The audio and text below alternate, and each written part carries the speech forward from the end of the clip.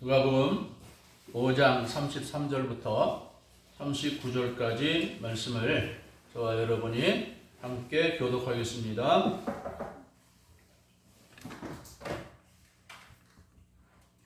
그들이 예수께 말하되 요한의 제자는 자주 금식하며 기도하고 바리새인의 제자들도 또한 그리하되 당신의 제자들은 먹고 마시나이다.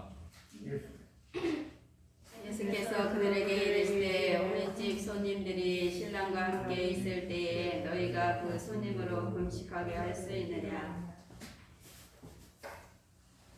그러나 그날에 이르러 그들이 신랑을 빼앗기리니 그 날에는 금식할 것이니라. 또 비유하여 이르시되 새 옷에서 한 조각을 찢어 낡은 옷에 붙이는 자가 없나니 만일 그렇게 하면 새 옷을 찢을 뿐이요 또 새 옷에서 찍은 조각이 낡은 것을 어울리지 아니하리라. 새 포도주를 낡은 가죽 부대에 넣는 자가 없나니 만일 그렇게 하면 새 포도주가 부대를 터뜨려 포도주가 쏟아지고 부대도 못 쓰게 되리라. 새 포도주는 새 부대에 넣어야 할 것이니라. 다 함께 묵은 포도주를 마시고 새 것을 원하는 자가 없나니 이는 묵은 것이 좋다 함이니라. 아멘. 말씀의 제목은 새 포도주는 새 부대라는 제목으로 말씀을 드리겠습니다.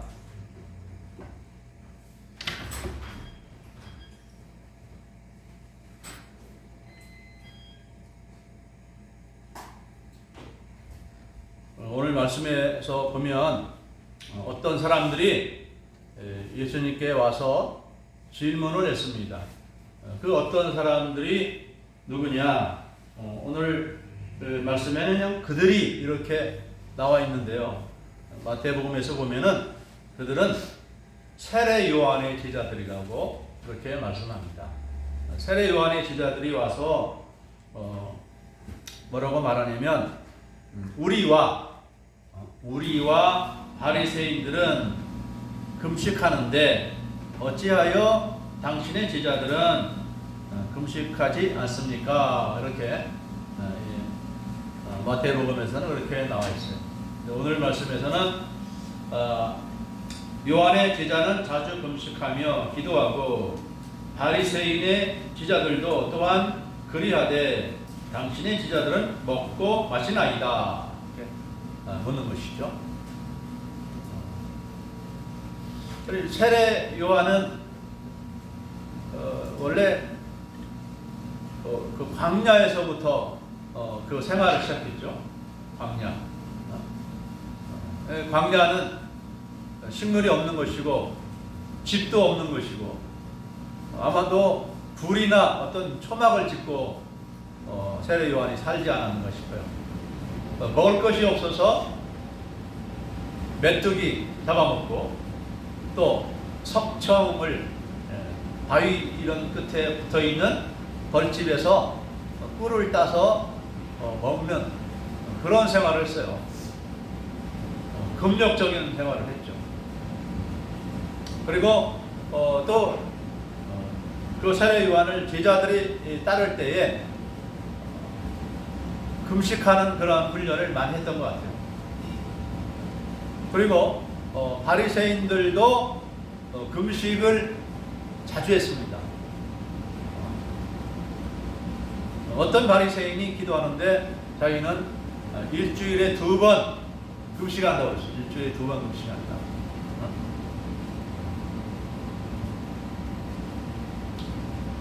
일주일에 2번이라는 이야기가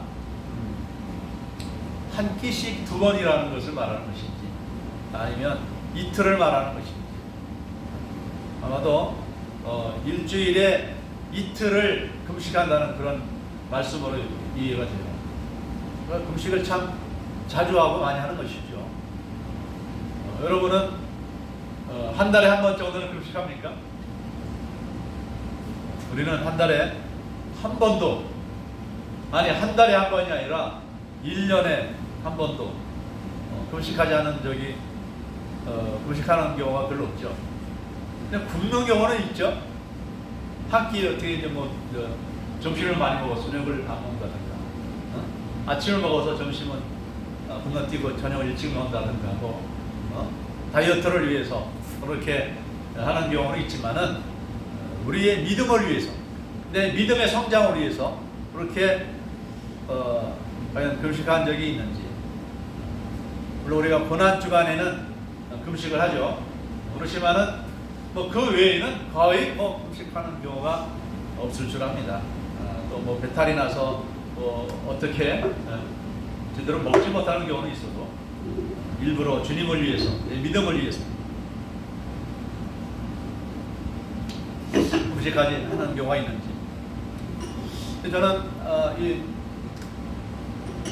청소년 시절과 젊은 시절에, 청년 시절에 금식을 많이 했어요. 여름이 되면 또는 겨울이 되면은 여기 오살리에 있는 금식기도원에 가서 뭐 3일, 5일 이렇게 금식기도를 한 적이 있고, 또 여기 대전에 와서도 여기 노상가는 쪽에 도곡산 기도원이라고 그 기도원에 가서 뭐 3일, 5일 이렇게 금식하는 경우가 있습니다. 뭔가 갈급한 그런 심령에서 하나님의 은혜를 받기 위해서 금식을 하는 것이죠. 뭐 이 금식은 참 자기의 육체에 어떤 그 유익을 내버리고 육체를 조금 괴롭게 하면서 자기의 마음이 이제는 하나님이 기뻐하시는 쪽으로 더 나아가기 위해서 그렇게 힘쓰는 것이죠. 오늘날에는 그냥 뭐 기본적으로 교회 생활을 잘하는 거 그 정도만 해도 훌륭하다고 생각합니다. 금식하는 그런 시대가 아닌 것 같아요. 그러나 우리도 때때로 금식해야 되지 않을까 그런 생각도 듭니다.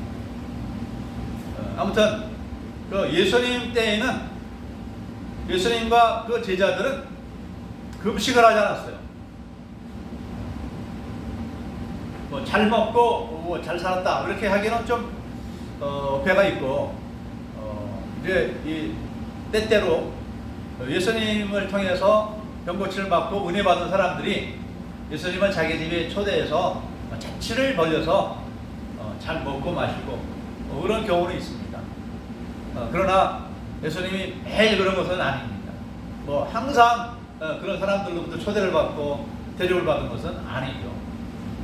그래서 어떤 사람이 저 주님 따르고 싶습니다 이렇게 말을 했어요. 그 말은 제가 12제자는 아니지만 저도 예수님을 따라다니고 싶어요 그런 사람들이 있었는데, 예수님이 그에게 뭐라고 말씀했습니까? 여우도 불이 있고 새도 깃들을 보금자리가 있는데 인자는 머리 둘 곳이 없다 그랬어요. 예수님이 그렇게 부유하게 사신 것은 아니에요. 어떨 때는 노숙도 하시고 그렇게 생활했기 때문에 인자는 머리 둘 곳이 없다 이렇게 말씀한 거예요. 왜냐면 고정된 집이 없으니까. 누가 예수님과 그 일행을 자기 집에 초대해서 뭐 잠을 재워주거나 먹을 양식을 주지 않으면 그냥 굶고 또 노숙하고 그런 겁니다.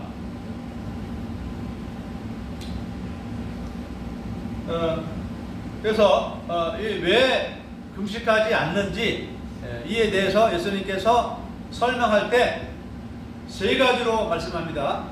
첫째는 34절에 혼인집 손님들이 신랑과 함께 있을 때에 너희가 그 손님으로 금식하게 할 수 있느냐. 결혼식에 참여한 사람이, 결혼잔치에 참여한 사람이 금식하겠습니까? 혼인잔치에 참여한 손님들이 금식하겠느냐 이 말입니다. 금식할 것 같으면 아예 안 왔죠. 그 자리에서는 결혼한 그 신랑 신부와 함께 잘 먹는 것이죠. 신랑 신부가 손님들을 위해서 마련한 그 음식을 잘 먹어야지 왜 금식을 합니까? 이 말은 지금 예수님과 함께 있는 예수님의 제자들은 예수님이 이 땅에 오셔서 이 세상 사람들에게 그 당시에는 뭐 이 세상 사람이라기보다는 이스라엘 백성들에게 복된 소식을 증거하는 영적인 혼인잔치라는 말이에요. 영적인 혼인잔치처럼 즐거운 이 역사가 이루어지는데 왜 제자들이 예수님의 제자들이 금식하느냐 이 말입니다. 이 세례 요한도 이 예수님을 가리켜서 신랑이라고 말씀한 적이 있어요. 그래서 요한복음 3장 28절에 세례 요한이 자기 제자들에게 예수님에 대해서 이렇게 말했습니다. 내가 말한 바 나는 그리스도가 아니요 그의 앞에 보내심을 받은 자라고 한 것을 증언할 자는 너희니라. 신벌을 취하는 자는 신랑이나 서서 신랑의 음성을 듣는 친구가 크게 기뻐하나니 나는 이러한 기쁨으로 충만하였노라 그랬습니다. 이 말을 왜 했냐면 먼저 이 세상에 나와서 회개하라 천국이 가까웠다고 전도한 사람은 세례 요한이잖아요.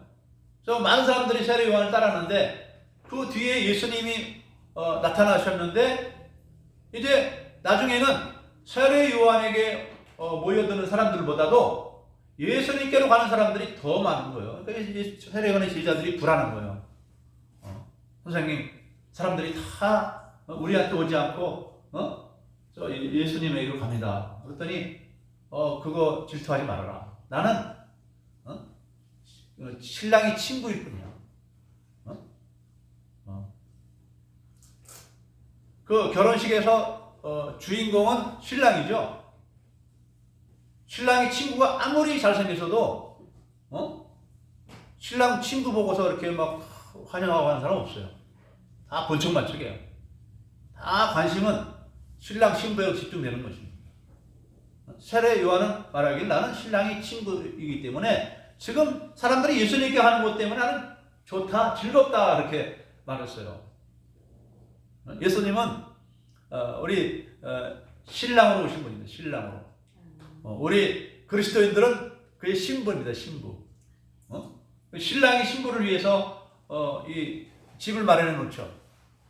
그래서 예수님은 부활 승천하셔서 신부들이 우리 교회 성도들을 위해서 하늘나라에 우리 있을 것을 다 준비하고 있어요. 근데 천국 들어간 사람들이 매년 있겠죠, 그죠? 이 세상에 예수 믿고 죽는 사람들 얼마나 많아요? 매년 매월 있을 거예요. 그래서 하늘나라에서는 하늘나라에 들어올 천국 백성들을 위해서 건축하느라고 정신이 없을 줄 알아요. 이것은 결코 황당한 이야기 아니라 꿈에난 동화 같은 이야기 아니라 실제로 우리 앞에 이루어질 것입니다. 아멘. 우리 이 세상에서 살아가는 것은 잠시예요. 건물이 30년, 40년, 50년 되면 어떻게 돼요? 점점 이제 낡아져서 무너지잖아요. 우리 육체도 마찬가지. 우리 육체도 흙으로 지음받은 이 집과 같은 거예요. 이 집도 이제 오래되면은 여기저기 아프고 고장나고 허리 아프고 다리 아프고 팔다리 아프고 그러다가 이제 조금씩 우리는 이제 살다가 우리의 육체가 완전히 무너지면은 이제는 우리의 영혼이 이 세상의 집을 버리고 육체라는 집을 버리고 하늘나라에 있는 집으로 가는 것이죠. 그리고 다시 이제 예수님이 재림하실 때가 되면은 이제 예수님과 함께 구원받은 영혼이 이 세상에 다시 와서 이제 부활의 몸을 입는 것이죠. 썩지 않고 멸하지 않는 병들거나 다치지 않는 죽지 않는 그런 새로운 몸을 입을 거예요. 예수님처럼. 예수님이 부활해서 어떻게 했죠? 몸이 공중으로 떠서 하늘나라로 나아갔죠. 우리 인간의 몸이 우주 공간에 그냥 날아갈 수 있어요? 없어요? 우주복을 입지 않으면은 우리 인간은 못 갑니다. 그런데 부활한 육체는 하늘로 올라가서 우주를 거쳐서 새 땅으로 나갈 수 있는 그런 우리가 되는 거예요. 썩지 않고 죽지 않고 병들지 않는 불멸의 육체를 가진 그런 사람이 되는 거예요.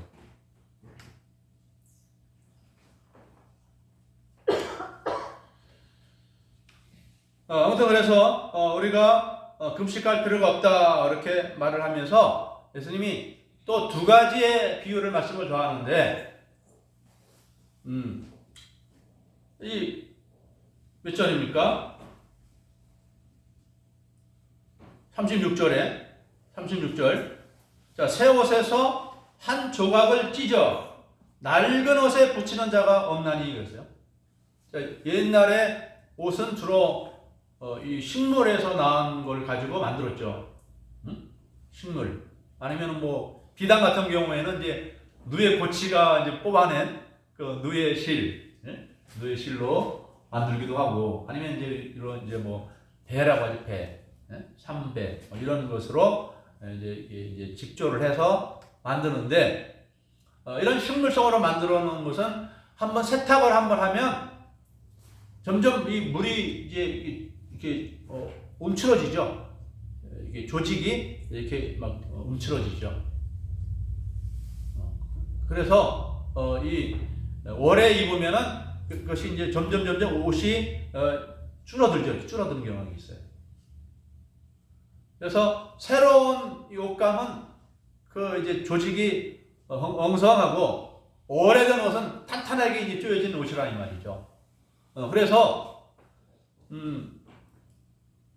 새로운 옷에서 조각을 내서 헌 옷에다가 기우면은 이 새로운 이 천이 다시 세탁해서 마르면 이렇게 좀 우물어들죠. 그럼 옷이 전체가 틀어집니다. 그래서 낡은 옷을 기울 때에는 낡은 천을 갖다 붙여야 되고, 새 옷이 어떤 헤어졌을 때에는 새 천으로 만든 옷을 입혀야 된다는 것이죠. 예수님 말씀 바로 그런 말입니다. 이 말은 무슨 말이냐? 이 구약 시대는 이 낡은 옷과 같은 거예요. 그리고 예수님 시대는 새로운 옷과 같은 거예요. 새로운 옷을 이 낡은 옷에다가 이렇게 붙일 수가 없다 이 말이죠.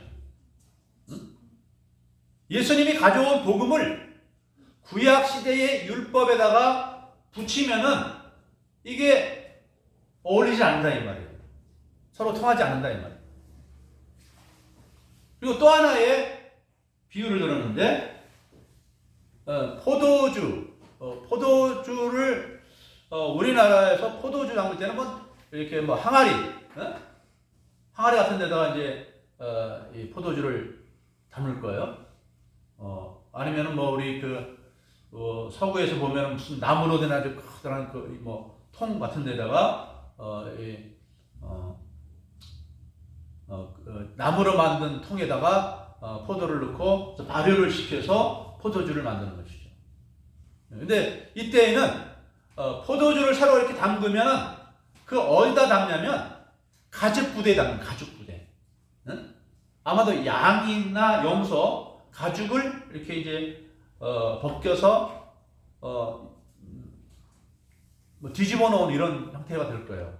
그래서 거기에다가 포도주를 새로 만든 것을 담아 놓으면 그것이 이제 시간이 흐르면 바로 되잖아요. 뽀글뽀글 막 이렇게 거품이 나고, 그러면은 이제 어느 정도 그것이 시일이 지나면은 이제 그 가죽 부대 안에 있는 포도주가 익으면서 그 가죽 부대도 팽창이 되는 것이죠. 그 발효될 때의 이 과정에서 이 가죽 부대가 팽창이 되는 것입니다. 그래서 좀 늘어난 상태에 있죠. 그런데 한 번 그렇게 새로운 포도주를 해서 사용한 그 가죽 부대는 뭐 물을 담아서는 쓸 수가 있지만 새로운 포도주를 또 담가 둘 수가 없어요. 왜냐하면 그러면은 이때는 한 번 발효해서 이게 늘어난 상태에 있기 때문에 또 새로운 이 포도주를 넣으면은 이거 발효할 때 이거 완전히 터져버려요. 더 이상 팽창이 될 수가 없어요. 예수님께서 그런 말씀 하시는 거예요. 예수님이 가지고 온 포도주는 새로운 포도주이기 때문에 새 부대에 담아야 되지 이 구약의 이런 부대에는 담을 수가 없다 이 말이죠. 그러니까 바리새인들이나 세례요한은 구약시대에 그렇기 때문에 금식도 하고 또 뭐 할례도 받고 또 성전에 가서 제사도 드리고 하잖아요. 그러나 이제는 새로운 시대가 왔기 때문에 새로운 방식으로 하나님을 섬기고 새로운 방식으로 살아가는 거예요. 자, 율법에 의하면 우리가 구원을 받으려면 어디서 예배를 드려야 됩니까? 구약의 방식대로 하면 예루살렘에 만들어진 성전에서 제사를 드려야 되는 거예요. 그런데 예루살렘은 우리나라에서 얼마나 멀어요? 1년에 한 번도 가기가 어렵죠.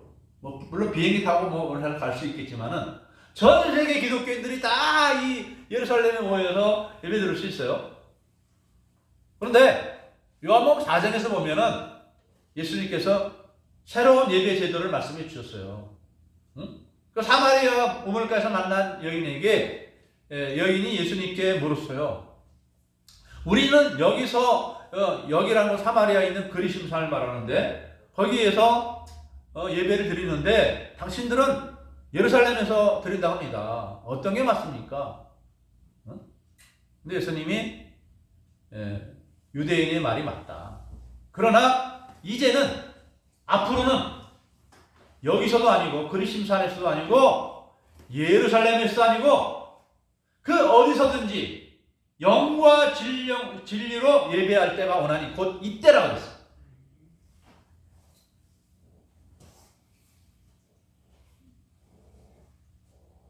이제는 예루살렘이 아니라는 거예요. 그 어디서든지 영과 진리로 예배를 하면 되는 것이죠. 왜? 어떤 논리로? 구약시대에는 예수님, 우리의 죄를 사하여 주신 예수님이 아직 오지 않았기 때문에 오실 것을 예언만 해놓고 이제는 그 오실 예수님을 대신하는 어린 양이나 소나 염소 같은 걸로 제사를 드린 거예요. 그래서 사실 구약시대 사람들이 이 양이나 소나 염소로 하나님께 제사를 드렸습니다마는 그 동물들 때문에 그들이 죄사함 받고 구원받은 것이 아니라 앞으로 오실 예수님 때문에 미리 구원받은 거예요.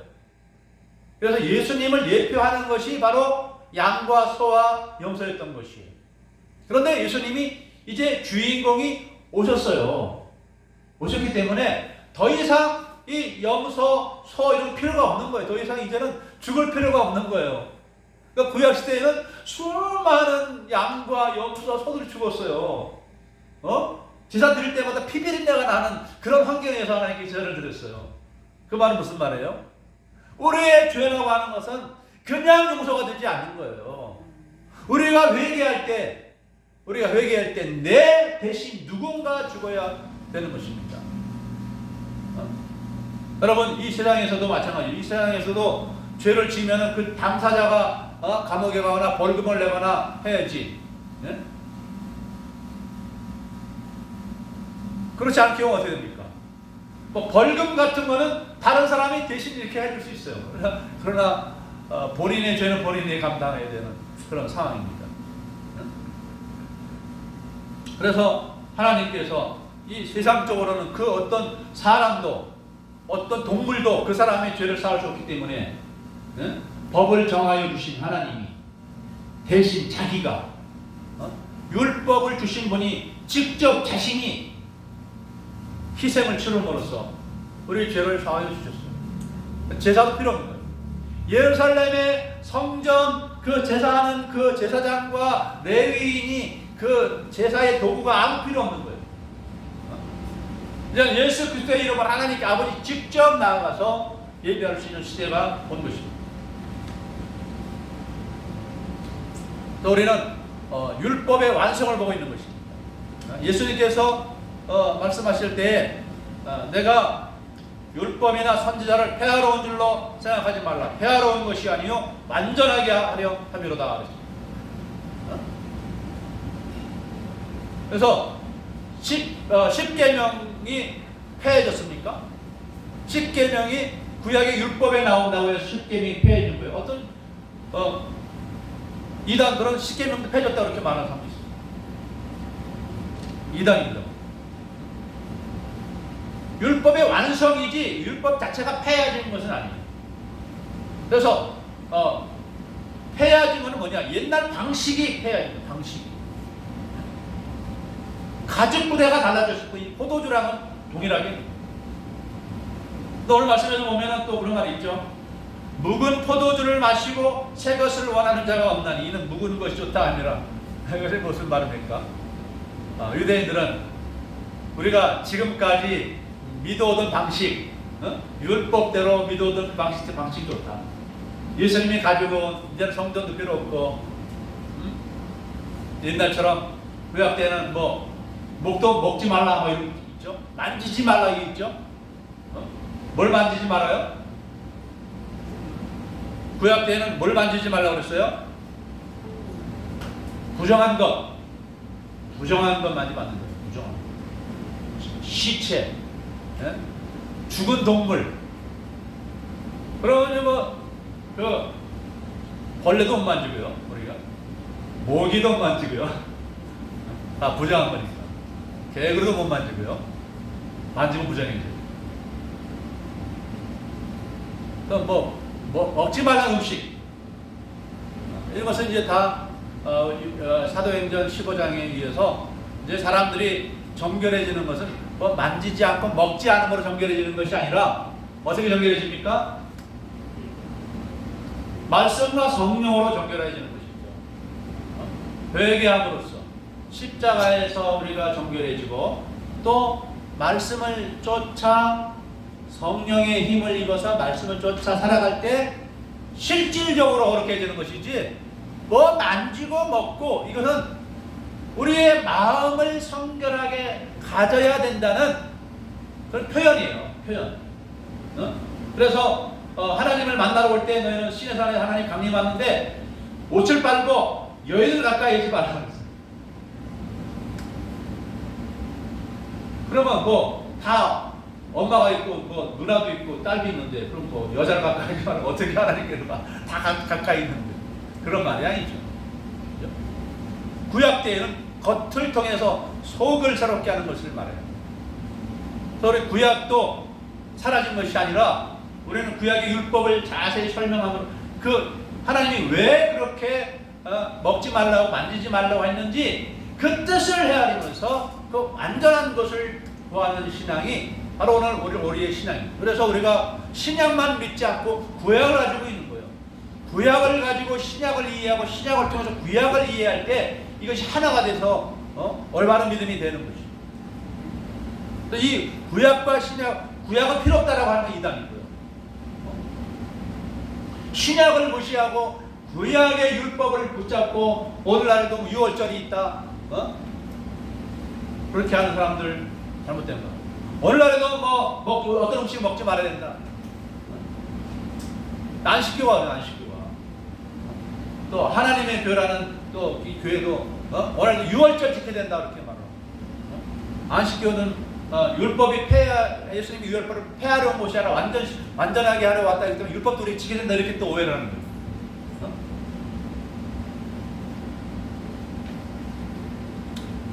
또 우리는 예수님을 믿음으로 새로운 삶의 구조를 가져야 되는 거예요.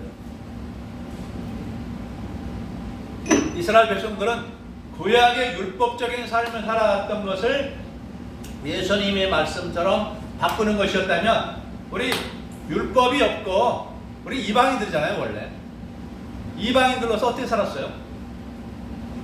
우상 숭배하며 미신적으로 살았어요. 미신적으로.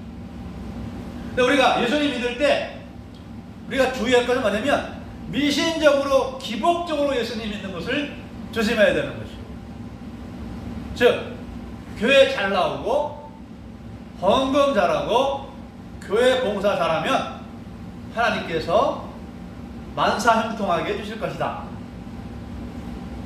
물론 이것은 부정한 건 아닌데 그건 기복적인 신앙의 형태예요.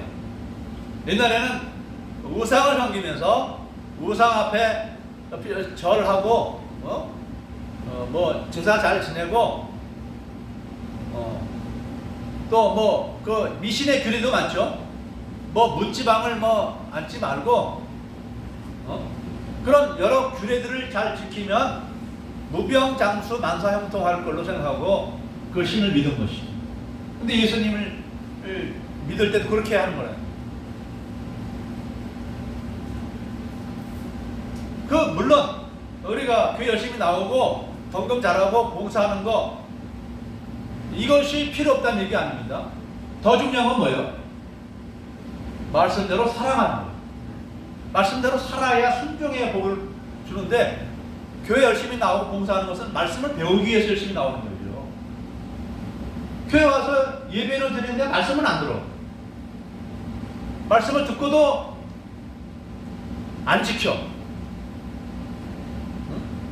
그러면 뭐예요? 열심히 교회 나오고도 복을 못 받는 거예요.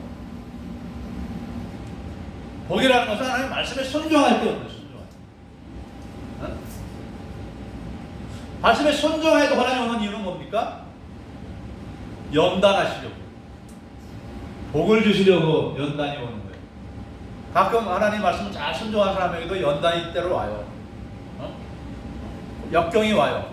그것은 재앙으로 가는 역경이 아니라 더 큰 하나님의 축복으로 나가는 역경이에요. 그래서 우리는 이제 미신적인 믿음의 생활을 버려야 됩니다. 우리 과거에는 그런 생각으로 예수님 믿는 사람들이 많았어요. 그래서 막 목욕 재개하고 뭐 정한수 떠놓고 그렇게 빌듯이 교회 나오기 전에 목욕 재개하고 새 옷을 입고 이렇게 정성껏 나와서 헌금도 정성껏 마련해가지고 이렇게 드리고 물론 이제 그런데 말씀도 순종 잘하는 그런 경우도 있어요. 옛날 방식으로 예수님 인상 중에 정성껏 예배도 드리고 또 말씀도 정성껏 들어가지고 순종한 사람은 그 사람은 복을 받는 거예요. 근데 말씀은 실행하지 않아. 집에 가서 실행하지 않아. 아내를 사랑하고 남편을 사랑하고 자녀를 사랑하고 그렇게 하지 않고 막 거짓말도 하고 막 욕도 하고 싸우기도 하고 안 믿는 사람처럼 똑같은 사람 생활 방식은 안 믿는 사람 똑같아 이러면 뭐예요? 복이 안 하는 것입니다. 우리는 10계명과 3계명을 지켜야 돼요. 우리의 삶의 구조를 바꿔야 돼요. 생각하는 것도 다 고쳐야 됩니다. 내가 생각하는 거, 내가 말하는 것이 지금 하나님 뜻에 합당한 것인가, 10계명과 3계명이 합당한 것인가, 다 반성하면서 우리 사람의 우리 몸에는 원죄가 있어요. 원죄가 있고 또 뭐가 있습니까? 세상의 유혹과 마귀의 유혹이 있어요. 근데 이거를 구별하며 살아야 되는데 우리 인간의 힘으로는 내 원죄와 마귀의 유혹과 세상의 유혹을 이길 수가 없어요. 어떻게 살아야 됩니까? 기도로서 성령의 능력을 받으며 살아야 됩니다. 기도에 힘써야 돼요. 예배에 힘써야 돼요.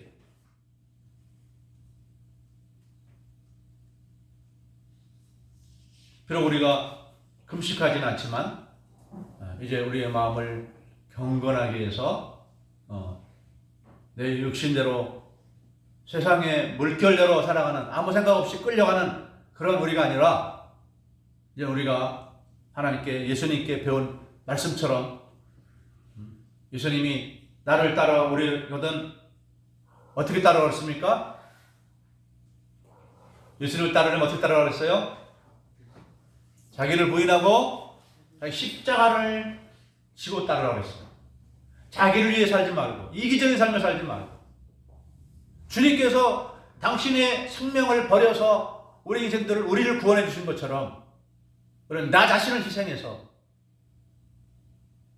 우리 가족과 우리 사랑하는 사람들과 우리 이웃들이 구원받고 그렇게 살아가면 싸울 일이 없죠. 다툴 일이 없죠. 원망하고 비방하고 미워할 일이 없죠. 우리는 예수님처럼 우리 십자가를 지고 나아감으로 이제는 하나님 나라 위해서 우리 이웃 사랑을 위해서 충성하며 수고하며 살아가는 여러분 되므로 하나님께로부터 영생의 복과 또한 영광의 복을 받으시는 여러분 되시기를 주님의 이름으로 축복합니다. 아멘. 기도하겠습니다. 사랑의 하나님 자비로우신 주여, 우리가 하나님을 알기 전에는, 예수 믿기 전에는 세상 사람들이 살아가는 방식과 똑같은 방식으로 살았지만은 이제는 우리가 십계명과 세계명을 지켜서 우상 숭배하지 아니하고 미신 숭배를 버리고 오직 우리 하나님 아버지만을 섬기며 그 죄를 성수하고 말씀대로 순종하여 우리의 부모를 공경하고 이웃을 사랑하고 정직하게 우리 이웃 사랑을 위해서 수고하며 또 우리 성도들을 사랑하기를 힘쓰며 살아가는 우리 성도들 모두가 되어서 영생을 얻을 뿐만 아니라 이 세상에서 주님 나라에 이를 때까지 성령 충만하여 감사함과 기쁨으로 살게 하시다가 하나님 나라에 이르러서는 칭찬과 큰 상을 받을 수 있는 우리들이 다 되도록 도와주시옵소서. 믿사옵고 감사드리오며 예수님의 이름으로 기도드리옵나이다. 아멘.